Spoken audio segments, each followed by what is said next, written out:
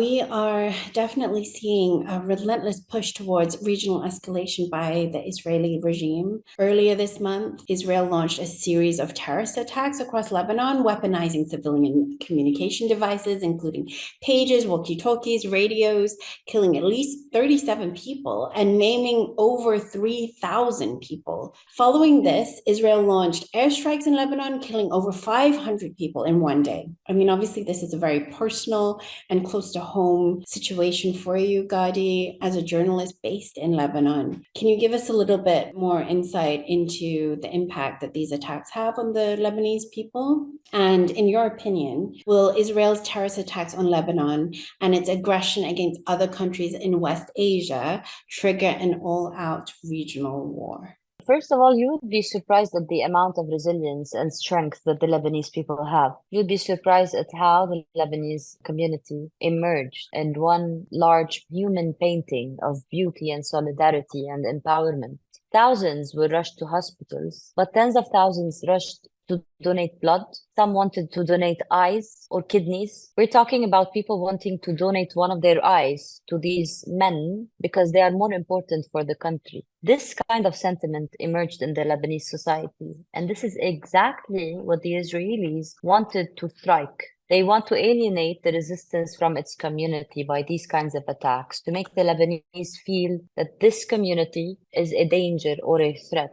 On the contrary, the Lebanese gathered around that community. And also, in terms of the brutality of using human civilian technological devices to bomb people, this amount of warfare has been, it is not precedented in human history. So Israel dragged the world, now every person who has a technological device around them in their homes, next to their children and families, are in danger. This is what Israel is telling the world. So they added up in their pile of atrocities, and they added up and making now every human their enemy, actually, whether you know it or not. Israel just told you that they have the ability to kill you in your home because they're spoiled like that and they're capable like that.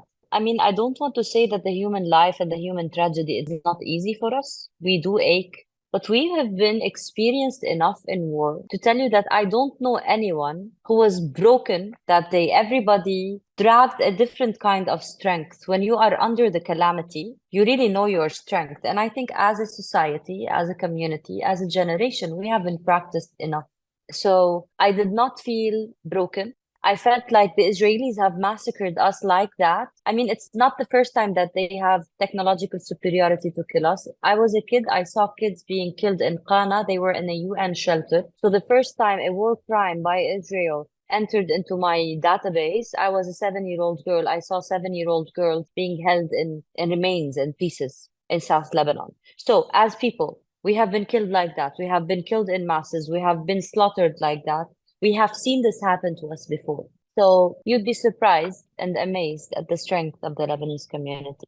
And I think these men and civilians that were killed and injured and maimed in that attack will always be there as human witnesses to what happened to Lebanon. And they really emerged as very strong and perseverant. We heard a lot of them speak. And I trust that it is not the first time that this happens, and this really empowered the national solidarity feeling and regathered support around Hezbollah, and thus another failure for the Israelis.